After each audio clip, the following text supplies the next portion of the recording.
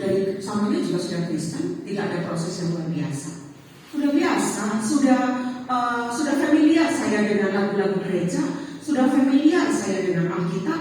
Saya sudah biasa ini dari kecil bahwa baca kitab Alkitab dari Kejadian sampai Wahyu. Tidak, ya, janganlah jadi Kristen yang biasa-biasa saja. Puji Tuhan kalau saudara adalah Kristen dari lahir, sudah familiar dengan membaca Alkitab dari Kejadian sampai Wahyu, tapi saudara harus menghidupi firman itu. Amin. Harus selalu dapat rema firman itu. Harus selalu dapat rema dari setiap pujian. Ya, jangan menjadi Kristen yang biasa-biasa saja, karena Allah memanggil kita dengan cara yang luar biasa. Amin. Panggilan Tuhan itu dahsyat, sangat luar biasa, dan harus mengerjakan tentunya pekerjaan yang luar biasa. Amin. Karena saudara dibedakan dari orang yang di luar. Contohnya, waktu bangsa Israel keluar dari Mesir, mereka tidak lagi mengerjakan pekerjaan Fir'aun. Amin. Mereka tidak lagi mengerjakan pekerjaan budak, tetapi mereka mengerjakan pekerjaan Tuhan. Mereka hidup dalam jalan-jalan Tuhan. Mereka hidup di padang gurun, tetapi pemeliharaan Tuhan bagaikan di tengah-tengah air yang mengalir. Penyertaan Tuhan, berkat Tuhan yang sakit disembuhkan, mujizat terjadi di padang gurun. Karena apa? Itu cara yang luar biasa.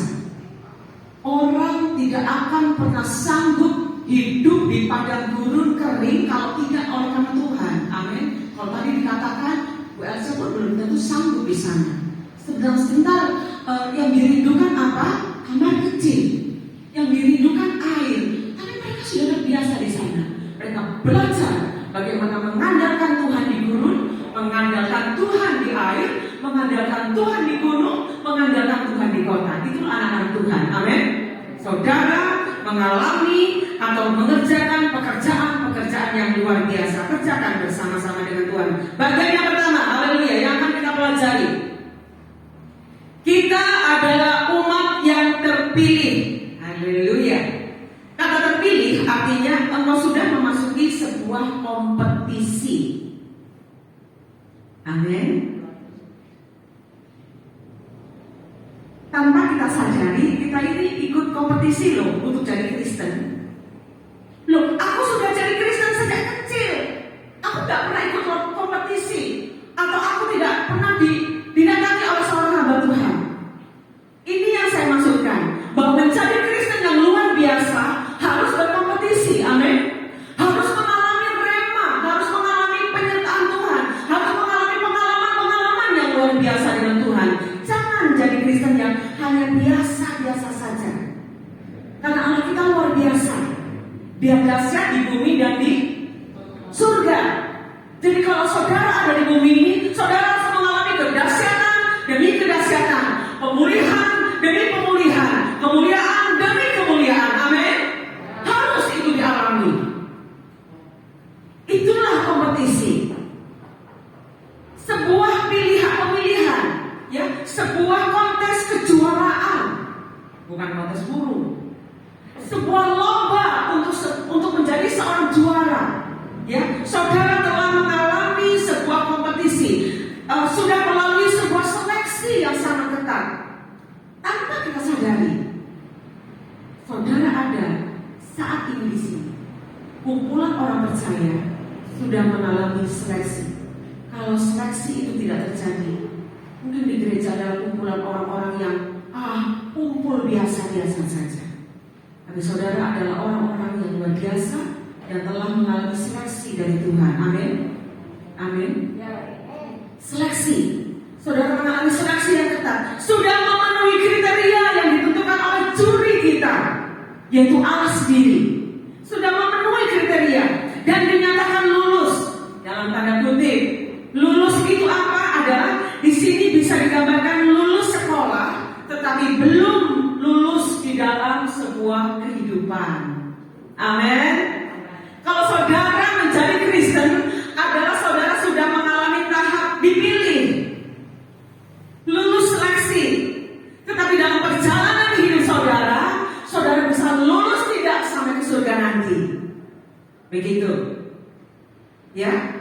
Saudara sudah lulus seleksi, tetapi setelah lulus sekolah, saudara harus mengalami bantingan-bantingan hidup, ujian-ujian hidup yang tidak ada di sekolahan.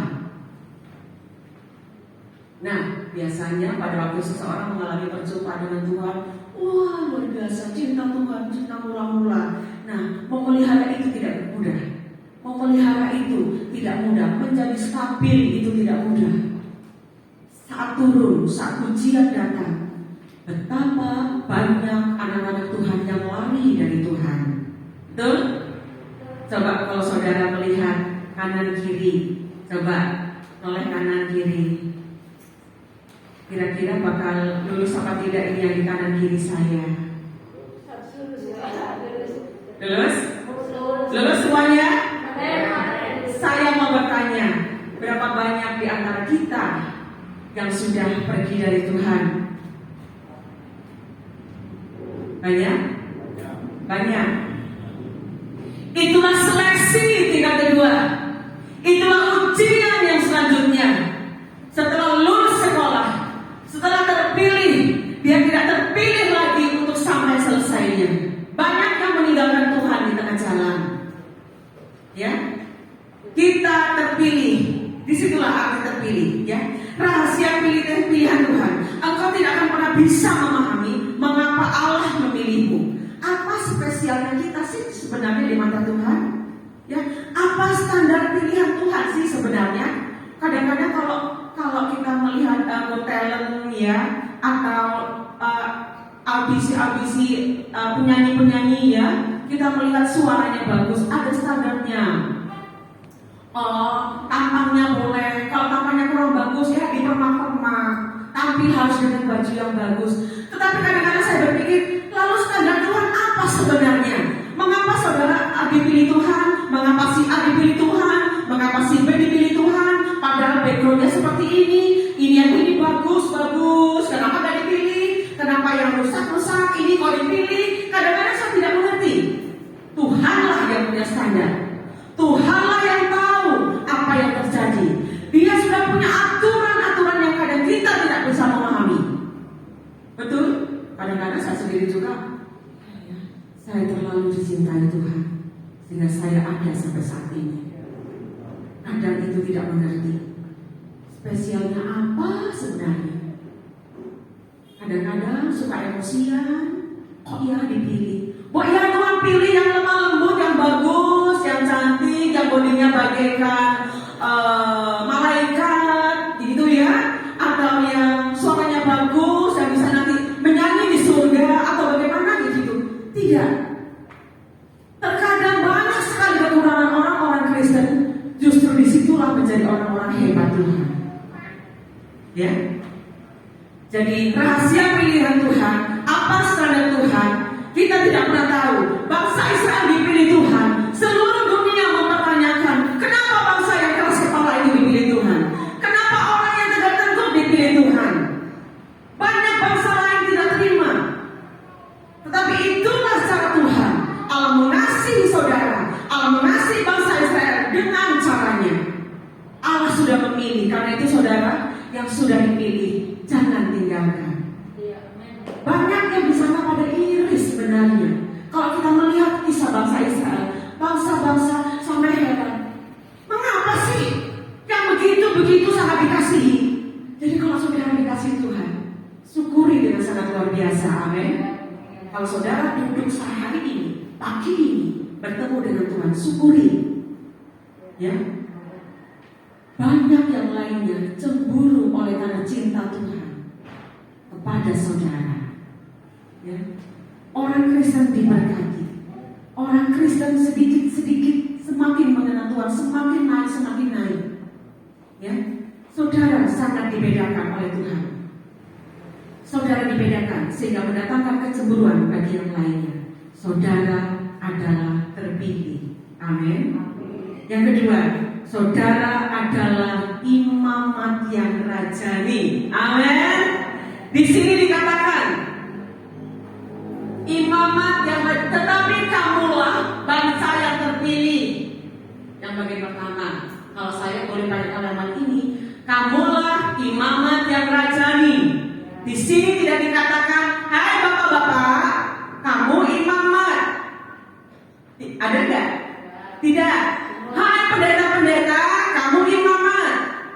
Tidak. Tetapi siapa? Kamulah.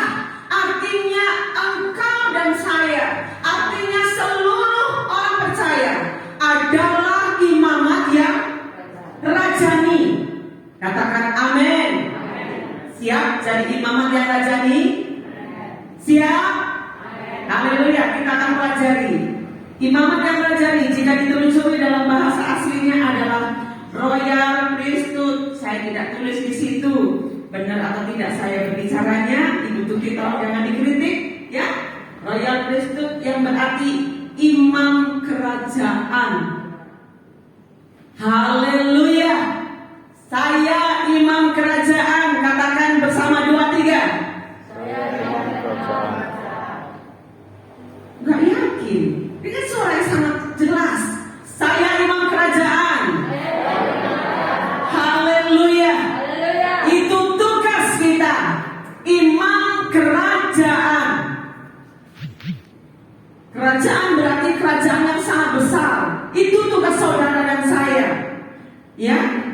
Ini juga memiliki sifat natural kerajaan. Imam memiliki tugas untuk menghubungkan. Tugas imam adalah menghubungkan, yaitu menjembatani antara Allah dan manusia. Amin. Itu tugas saudara dan saya.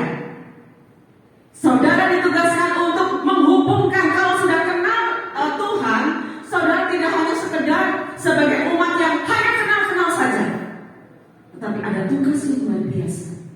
Saudara harus menghubungkan antara Tuhan dengan manusia. Saudara harus menyampaikan pesan Tuhan dengan manusia. Saudara harus menyampaikan apa yang menjadi mimpi Tuhan dengan manusia. Saudara harus menyampaikan rencana Tuhan atas manusia. Saudara juga harus menyampaikan apa yang menjadi keluhan mereka kepada Allah. Saudara harus menyampaikan apa yang menjadi masalah mereka kepada Allah. Saudara harus menghubungkan itu. Amin. Saudara harus jadi salurannya. Saya jadi merinding. Gak gampang itu. Kalau imamnya berdosa, apa Pak Doni? Kalau imamnya masuk ke dalam ruang kudus berdosa, mati. Gak ada pilihan. Sakit stroke aja deh. Atau flu. Atau apa? Tidak.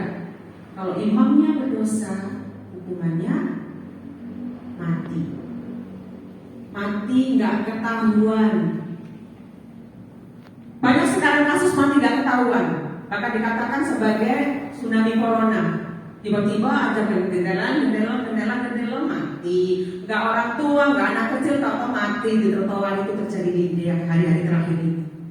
Nah, seorang imam yang menjadi penghubung antara Tuhan dengan manusia, jika hidupnya tidak benar, maka satu pilihannya mati. Siap jadi imamat yang rajani? Gak ada yang ngomong. Kalau tadi dikatakan, saudara dan saya adalah imamat yang rajani, amin. Saudara jadi penghubung antara manusia dengan antara Tuhan dengan manusia, amin. Kalau saudara hidupnya berdosa sebagai imam, hukumannya mati, mikir. Haleluya. Haleluya. Ternyata gak gampang ya. Jadi Kristen saudara dan saya adalah Kristen yang mahal. Tidak murahan, tidak gampang. Standar saudara bukanlah standar manusia yang rata-rata. Standar Gothelen juga cukup tinggi, banyak yang tidak lolos. Tetapi menjadi standarnya saudara dan saya di hadapan Tuhan lebih tinggi. Jadi menjadi Kristen itu tidaklah mudah.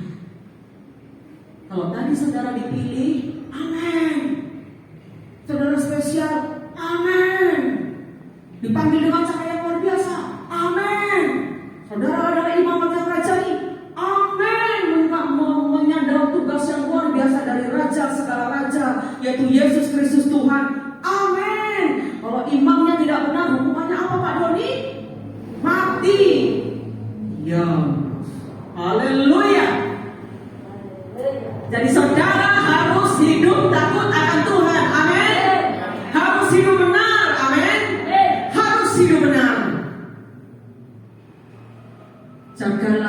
kekudusan. Amin. Kalau saudara siap menjadi imamat yang rajani, sebuah tugas yang luar biasa, jadilah imamat yang kudus, yang takut akan Tuhan. Haleluya. Royal priesthood, waduh, haleluya. Luar biasa, imam kerajaan. Sebuah tugas yang tidak luar biasa, yang sangat luar biasa. Kita harus menjadi penghubung. Kita harus menaikkan semua syafaat. Kita harus menaikkan semua keluhan. Kita harus menyampaikan isi hati umat Tuhan kepada Tuhan. Haleluya. Mau tidak mau, firman Tuhan berkata, kamulah imam yang rajani. Siap jadi imamnya Tuhan? Amin. Paling tidak jadi pendoa-pendoa. Saudara tidak terjun mungkin ke desa-desa ke sana. Jadilah penyalur-penyalur keluhan-keluhan banyak orang. Keluhan suami pun, suamimu belum mengenal Tuhan, sampaikan jadi penghubung. Anak-anakmu belum takut Tuhan, jadilah penghubung. Tanggamu belum takut Tuhan, jadilah penghubung. Ya, saudaramu belum mengenal Tuhan, jadilah penghubungnya. Damaikan mereka dengan Tuhan. Damaikan beban itu sepanjang hidup saudara dan saya. Amin. Yang ketiga, bangsa yang kudus. Haleluya. Imamat yang rajani, bangsa yang kudus. Puji Tuhan. Bangsa yang kudus mengandung arti adalah panggilan yang mencerminkan keadaan Allah. Haleluya. Panggilan yang mencerminkan keadaan Allah yang telah memanggilnya. Kudus dalam hal ini adalah bersih, suci, tak bercela, dan standar kekudusannya adalah Allah sendiri. Saya bertanya, pada mulanya Allah menciptakan manusia itu menurut gambar siapa? Gambar Allah. Sadar saudara digambar sesuai dengan gambar Tuhan? Sadar saudara? Paham itu ya? Saudara tidak digambar, diciptakan seperti ciptaan yang lainnya. Gak seperti binatang, gak seperti tumbuhan, gak seperti ikan-ikan. Ada di sini yang mukanya seperti ikan. Ada ilmu pengetahuan itu ya, kebablasan ya, menggandeng-gandengkan manusia dengan ciptaan itu dia. Saya tidak berkata, sudah ada yang menjawab. Gak ada nyambung-nyambungnya. Gak ada nyambung-nyambungnya kalau saudara dibandingkan dikasih mona-mona. Gak ada nyambung-nyambungnya. Kadang-kadang ada tulisan mukanya ikan kok seperti manusia ya? Gak ada. Karena manusia pada dasarnya diciptakan seturut dengan gambar Tuhan. Amin. Saudara adalah mengandung bibit-bibit wajah-wajah benih-benih ilahi. Bukan benih-benih gen-gen hewan, bukan. Atau gen-gen tumbuhan, atau gen-gen makhluk analisa. Atau, waduh, mukanya kok seperti alien. Salah. Itu namanya body shaming. Tidak ada. Karena bibit ilahi ada pada diri kita.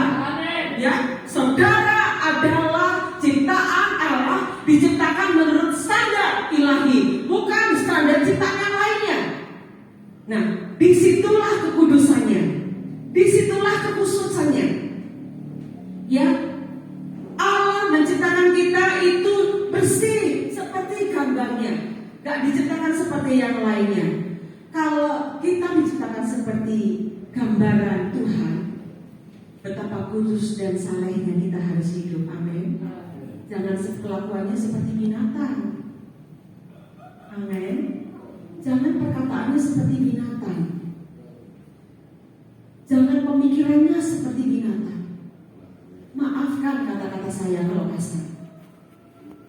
Karena kita adalah benih, mengandung benih ilahi. Gen kita gen ilahi. Tuhan ciptakan seturut dengan gambar dan rupanya. Kalau saudara mau lihat di dalam Kejadian 1 ayat 2, Allah menciptakan manusia itu menurut gambarnya. Jadi jangan mengambil perlakuan seperti ciptaan yang lainnya. Jangan berperilaku atau berpikiran seperti ciptaan yang lainnya. Tingkahnya seperti tingkah ciptaan yang lainnya. Tapi mari kita berpikir seperti ciptaan yang menciptakannya. Betul?